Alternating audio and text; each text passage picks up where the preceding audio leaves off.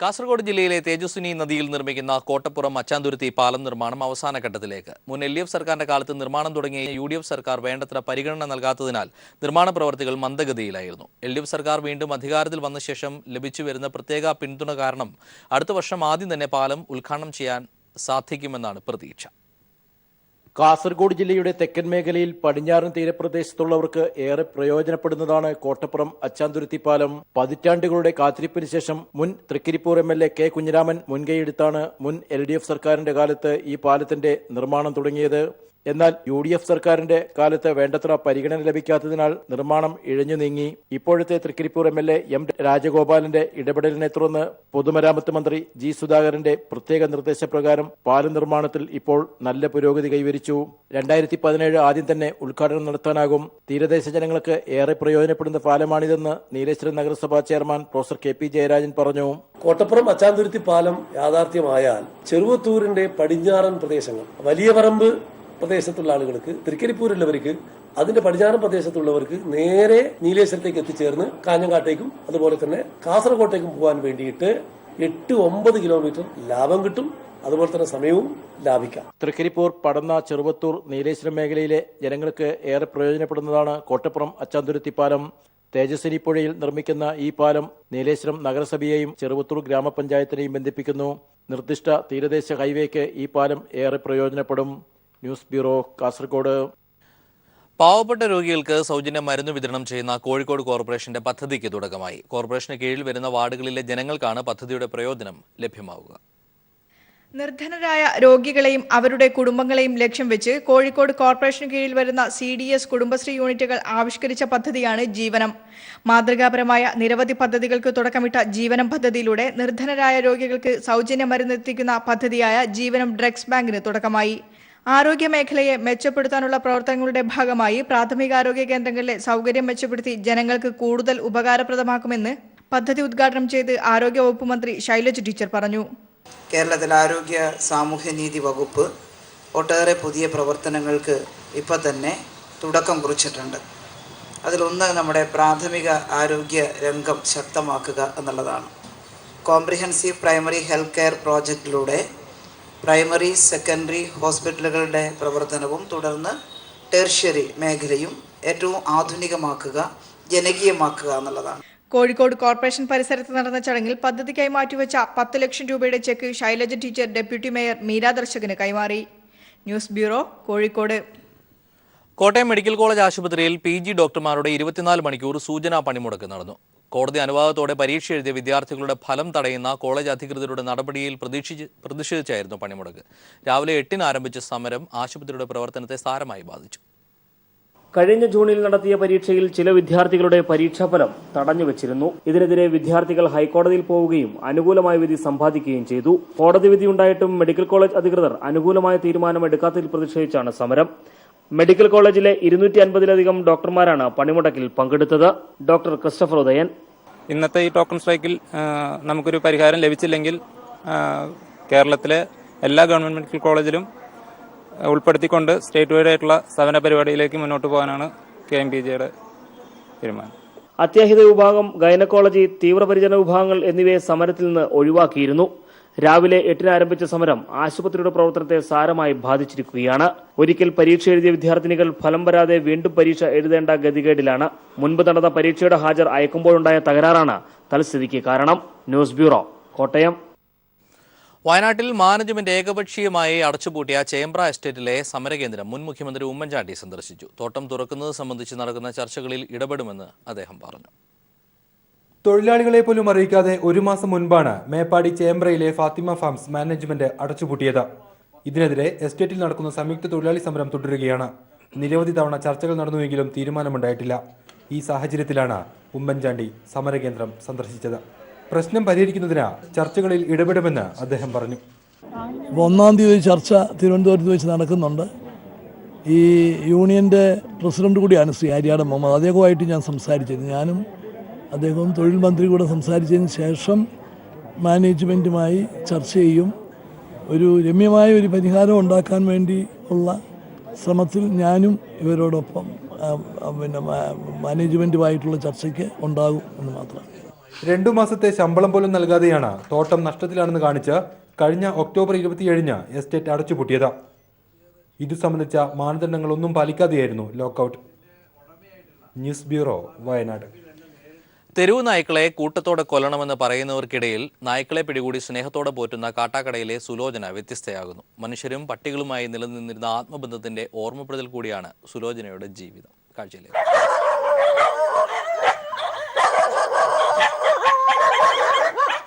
ഈ നായ്ക്കളെയെല്ലാം സുലോചന ചേച്ചി തെരുവിൽ നിന്ന് പിടികൂടിയതാണ്. കൈകൊണ്ട് പിടികൂടി സ്നേഹം കൊണ്ടിണക്കി ഷെൽട്ടറിൽ പോറ്റുന്നു. മനുഷ്യനും പട്ടികളുമായുള്ള സ്നേഹത്തിൽ ഉറച്ച വിശ്വാസമാണ് സുലോചനയ്ക്ക്. നമ്മൾ സംസാരിക്കുന്നതൊക്കെ അവർക്കറിയാമല്ലോ. നമ്മൾ മക്കളെ മോനെ നിനക്ക് ഭക്ഷണം ഇപ്പം കൊടുത്തരാം, ഇതൊക്കെ നമ്മളെ കുഞ്ഞുങ്ങളെ പറയുമ്പോൾ അവർക്ക് പറയണത് അവർക്ക് മനസ്സിലാകും. ഇതിനകത്ത് ഏത് രാത്രിയായിരുന്നാലും പാതിരാത്രിയായിരുന്നാലും ഇറങ്ങി വന്നാൽ അവർ നമ്മളെ സൂക്ഷിക്കും. പക്ഷേ റോഡിൽ പോകാൻ നമുക്ക് പേടിയാണ്, എനിക്ക് പേടിയാണ്. സുലോചനയുടെ അടുത്തെത്തുന്നതോടെ തെരുവ് നായ്ക്കൾക്കും പേരും വിലാസവും കിട്ടും.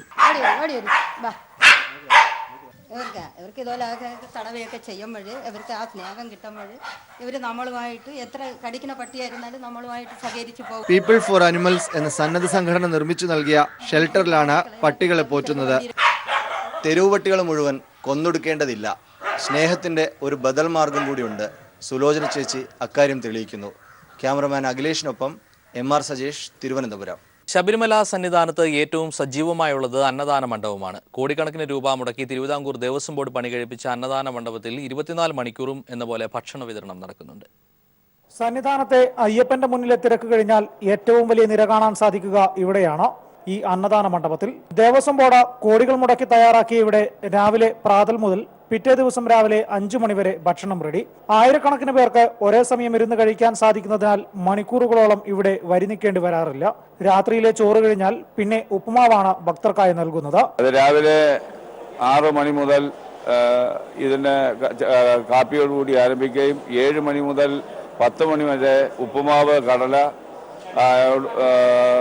ശർക്കര കാപ്പി ഈ വിഭവവും, അതിനുശേഷം 11 മണി മുതൽ 3 മണി വരെ ഊണും, 12 മണി മുതൽ 5 മണി വരെ വീണ്ടും ഉപ്പുമാവും അതിനുമായി ബന്ധപ്പെട്ട എന്തെങ്കിലും ഒരു കറിയും കൂടെ തയ്യാറാക്കി കൊടുക്കുന്ന 24 മണിക്കൂർ ഒരേ പോണക്ക് പ്രവർത്തിക്കുന്ന ഈ അന്നദാന മണ്ഡപം. ദേവസ്വം ബോർഡ് അന്നദാന മണ്ഡപത്തിന്റെ പണി നേരത്തെ തുടങ്ങിയിരുന്നെങ്കിലും മണ്ഡലകാലമായപ്പോഴേക്കും മുഴുവൻ പണിയും പൂർത്തിയാക്കാൻ സാധിച്ചില്ല. പക്ഷേ ഉള്ള സൗകര്യത്തിൽ അന്നദാന വിതരണം നടത്തുകയാണിപ്പോൾ.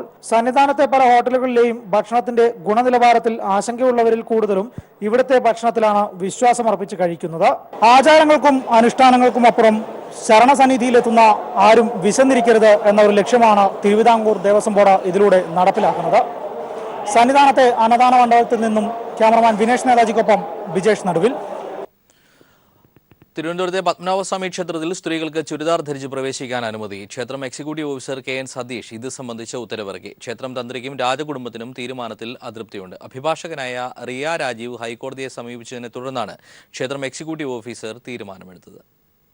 പത്മനാഭസ്വാമി ക്ഷേത്രത്തിൽ സ്ത്രീകൾ ചുരിദാർ ധരിച്ച് പ്രവേശിക്കുന്നത് സംബന്ധിച്ച് ഭക്തജനങ്ങളുമായി ആലോചിച്ച് തീരുമാനമെടുക്കാൻ ഹൈക്കോടതി നിർദ്ദേശിച്ച പശ്ചാത്തലത്തിലാണ് ക്ഷേത്രം എക്സിക്യൂട്ടീവ് ഓഫീസറുടെ സുപ്രധാന തീരുമാനം. ക്ഷേത്രത്തിൽ സ്ത്രീകൾക്ക് ചുരിദാർ ധരിച്ച് പ്രവേശിക്കുന്നതിന് അനുമതി നൽകിയുള്ള ഉത്തരവും എക്സിക്യൂട്ടീവ് ഓഫീസർ പുറത്തിറക്കി. തീരുമാനം ഹൈക്കോടതിയെയും അറിയിച്ചു. ചുരിദാറിന് മുകളിൽ മുണ്ടു ചുറ്റി മാത്രമായിരുന്നു സ്ത്രീകളെ ഇതുവരെ ക്ഷേത്രത്തിൽ പ്രവേശിക്കാൻ അനുവദിച്ചിരുന്നത്. ഇതിനെതിരെ അഭിഭാഷകയായ റിയ രാജീവ് ഹൈക്കോടതിയെ സമീപിച്ചിരുന്നു. തുടർന്നാണ് ഹൈക്കോടതി ഡിവിഷൻ ബെഞ്ച് ക്ഷേത്രം എക്സിക്യൂട്ടീവ് ഓഫീസറോട് തീരുമാനം കൈക്കൊള്ളാൻ നിർദ്ദേശിച്ചത്. എന്നാൽ ക്ഷേത്രം തന്ത്രി കാലാകാലങ്ങളായി നിലനിൽക്കുന്ന ആചാരം മാറ്റരുതെന്ന് ആവശ്യപ്പെട്ടു.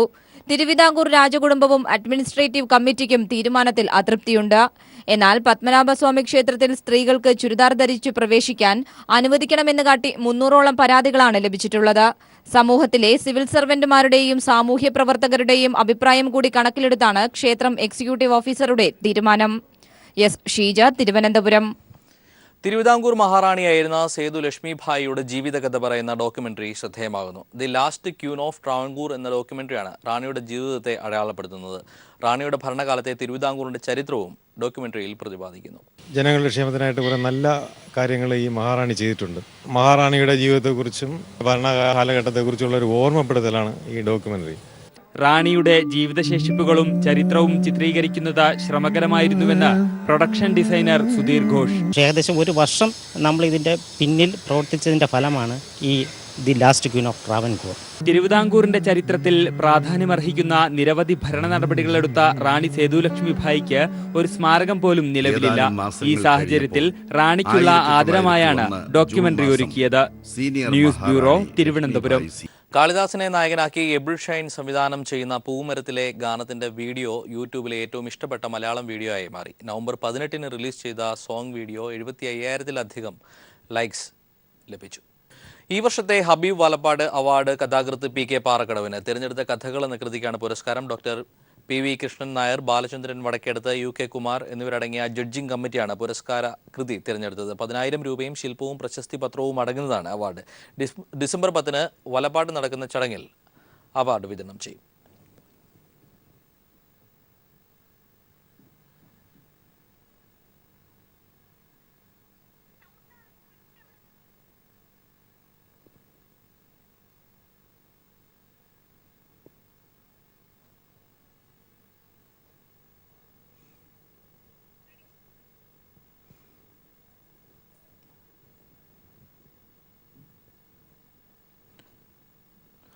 കോട്ടയം മെഡിക്കൽ കോളേജ് ആശുപത്രിയിൽ PG ഡോക്ടർമാരുടെ 24 മണിക്കൂർ സൂചനാ പണിമുടക്ക് നടന്നു. കോടതി അനുവാദത്തോടെ പരീക്ഷ എഴുതിയ വിദ്യാർത്ഥികളുടെ ഫലം തടയുന്ന കോളേജ് അധികൃതരുടെ നടപടിയിൽ പ്രതിഷേധിച്ചായിരുന്നു പണിമുടക്ക്. രാവിലെ 8-ന് ആരംഭിച്ച സമരം ആശുപത്രിയുടെ പ്രവർത്തനത്തെ സാരമായി ബാധിച്ചു.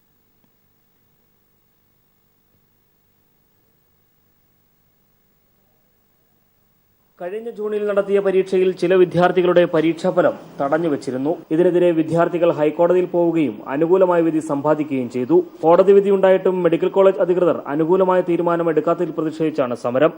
മെഡിക്കൽ കോളേജിലെ 250-ലധികം ഡോക്ടർമാരാണ് പണിമുടക്കിൽ പങ്കെടുത്തത്.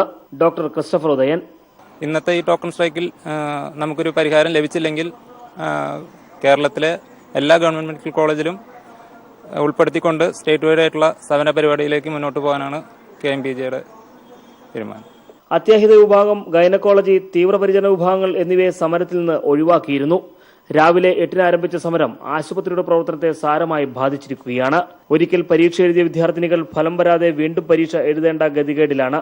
മുൻപ് നടന്ന പരീക്ഷയുടെ ഹാജർ അയക്കുമ്പോഴുണ്ടായ തകരാറാണ് തൽസ്ഥിതിക്ക് കാരണം. News bureau, Kottayam. ആലുവയിൽ പെരിയാറിന് കുറുകെ നീന്തിക്കേറി 5.5 വയസ്സുകാരി. UKG വിദ്യാർത്ഥിനി നിവേദിതയാണ് ഏവരെയും അത്ഭുതപ്പെടുത്തി പെരിയാർ നീന്തിക്കടന്നത്. കുഞ്ഞു നിവേദിതയുടെ സാഹസ പ്രകടനം വീക്ഷിക്കാൻ നൂറുകണക്കിന് ആളുകൾ എത്തിയിരുന്നു. ആലുവയിൽ പെരിയാറിന്റെ ഏറ്റവും വീതിയേറിയ ഭാഗം തന്നെയാണ് 5.5 വയസ്സുകാരി നിവേദിത തിരഞ്ഞെടുത്തത്. അദ്വൈതാശ്രമ കടവ് മുതൽ ശിവരാത്രി മണപ്പുറം വരെ നീന്തിക്കടക്കാൻ 25 മിനിറ്റോളം സമയമെടുത്തു. കുരുന്നു കൈകൾ കൊണ്ട് പെരിയാറിന്റെ ഓളങ്ങളെ വകഞ്ഞുമാറ്റി കുഞ്ഞു നിവേദിത നീന്തിക്കയറിയത് ശ്വാസമടക്കി പിടിച്ചാണ് എല്ലാവരും കണ്ടുനിന്നത്.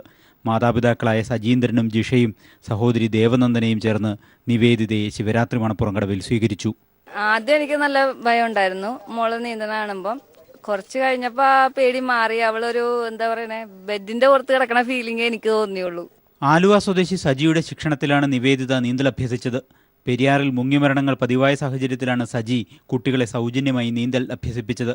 അന്ധവിദ്യാർത്ഥി നവനീത്, നട്ടെല്ലിന് വൈകല്യമുള്ള കൃഷ്ണ തുടങ്ങി നിരവധി പേർ സജിയുടെ ശിക്ഷണത്തിൽ പെരിയാർ നീന്തിക്കടന്ന് ദേശീയ ശ്രദ്ധ നേടിയിരുന്നു. നിവേദിതയുടെ സഹോദരി ദേവനന്ദനയും നീന്തൽ താരമാണ്. News bureau, Kochi. കാസർഗോഡ് ബദിയടുക്കയിൽ 2 കുഞ്ഞുങ്ങൾ കിണറ്റിൽ വീണ് മരിച്ചു. പിലാങ്കട്ടയിൽ ഇന്ന് രാവിലെയാണ് ദുരന്തമുണ്ടായത്. സഹോദരന്മാരുടെ മക്കളാണ് മരിച്ച 4-ഉം 2.5 വയസ്സുമുള്ള ഈ കുഞ്ഞുങ്ങൾ. സഹോദരങ്ങളുടെ മക്കളായ 2 വിദ്യാർത്ഥികൾ ഇന്നലെ ചന്ദ്രഗിരി പുഴയിൽ മുങ്ങിമരിച്ചതിന് പിന്നാലെയാണ് ഇന്ന് ബദിയടുക്കയിൽ ഉണ്ടായ ദുരന്തം. വീടിന്റെ മുറ്റത്ത് കളിച്ചുകൊണ്ടിരിക്കുന്ന സമയത്ത് മറ്റേ കിണറിന്റെ ചുറ്റുമതിലിൽ ഇരുന്ന് അവിടെ കളിക്കുന്ന സമയത്താണ് ഈ അപകടം സംഭവിച്ചതെന്നാണ് നാട്ടുകാർ പറയുന്നത്. തീർച്ചയായിട്ടും നമ്മുടെ ഈ കാസർഗോഡ് കഴിഞ്ഞ ദിവസം 2 കുട്ടികൾ പുഴയിൽ വീണ് മരിച്ച ആ ദുഃഖത്തിന്റെ തീരാദുഃഖം മാറുന്നതിന് മുമ്പാണ് 2 പിഞ്ചു കുട്ടികൾ ഇവിടെ കിണറ്റിൽ വീണ് മരിക്കുന്നത്. ഈ ദുഃഖം ഇവിടുത്തെ നാട്ടുകാർക്ക് താങ്ങാൻ കഴിയാത്തൊരു ദുഃഖമായി മാറിയിരിക്കുകയാണ്.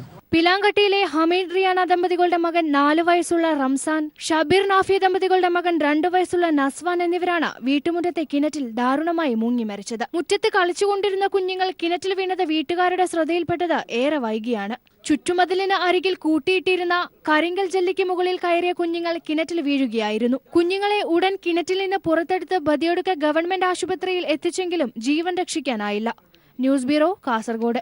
നോട്ട് നിരോധനം സൃഷ്ടിച്ച വരുമാന നഷ്ടം മറികടക്കാൻ പുതിയ പദ്ധതിയുമായി ധനമന്ത്രി തോമസ് ഐസക്. പദ്ധതിയുടെ ഉദ്ഘാടനം തോമസ് ഐസക് എറണാകുളത്ത് നിർവഹിച്ചു. സംസ്ഥാനത്തെ വിൽപ്പന നികുതിയുടെ പകുതിയോളം സംഭാവന ചെയ്യുന്ന ജില്ല എന്ന നിലയിലാണ് പദ്ധതിക്ക് എറണാകുളത്ത് തുടക്കം കുറിച്ചത്. ഉദ്ഘാടനത്തിന് ശേഷം നടന്ന വാണിജ്യ നികുതി ഉദ്യോഗസ്ഥരുടെ അവലോകന യോഗത്തിൽ നികുതി സമാഹരണം ഊർജിതമാക്കുന്നതിനുള്ള നിർദ്ദേശവും മന്ത്രി നൽകി. സംസ്ഥാനത്തെ വിൽപ്പന നികുതിയുടെ പകുതിയോളവും സംഭാവന ചെയ്യുന്ന ജില്ല എന്നതിനാലാണ് പദ്ധതിക്ക് മിഷൻ എറണാകുളം എന്ന പേരിൽ എറണാകുളത്ത് തന്നെ തുടക്കം കുറിച്ചത്.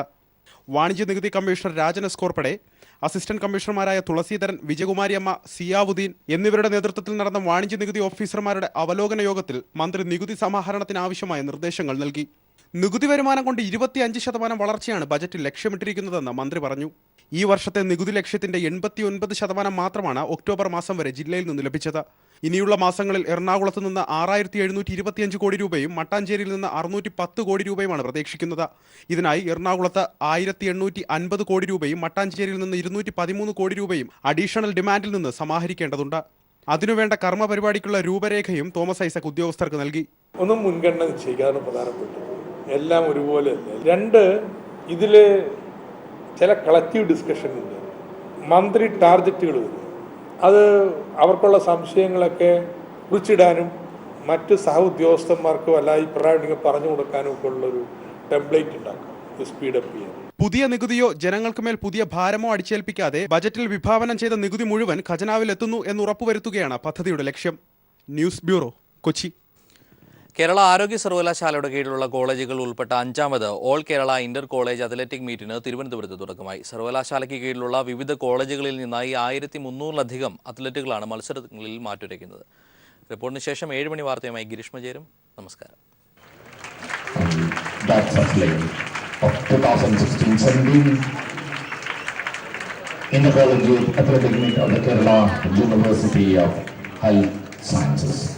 തിരുവനന്തപുരം മെഡിക്കൽ കോളേജ് ആതിഥ്യമരുളുന്ന ആരോഗ്യ സർവകലാശാലയുടെ കീഴിലുള്ള കോളേജുകൾ ഉൾപ്പെട്ട 5ാമത് all Kerala inter college athletic മീറ്റിനാണ് തിരുവനന്തപുരം ചന്ദ്രശേഖർ നായർ സ്റ്റേഡിയത്തിൽ തുടക്കമായത്. വിവിധ കോളേജുകളിലെ അത്ലറ്റുകൾ അണിനിരന്ന മാർച്ച് പാസ്റ്റ് ആകർഷകമായി.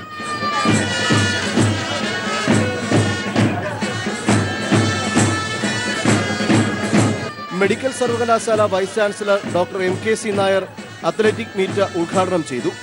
Medical college principal doctor Thomas Mathew, superintendent doctor Sharmad, ആയുർവേദ വിദ്യാഭ്യാസ ഡയറക്ടർ ഡോക്ടർ PK അശോക് എന്നിവർ ചടങ്ങിൽ സംബന്ധിച്ചു. മെഡിക്കൽ സർവകലാശാലയ്ക്ക് കീഴിലുള്ള മെഡിക്കൽ കോളേജുകൾ, ഡെന്റൽ, നഴ്സിംഗ്, ആയുർവേദ കോളേജുകൾ എന്നിവിടങ്ങളിൽ നിന്നായി 1300-ലധികം അത്ലറ്റുകൾ മീറ്റിൽ മാറ്റുരയ്ക്കുന്നുണ്ട്. Sunil Arimanoor, news bureau, Thiruvananthapuram.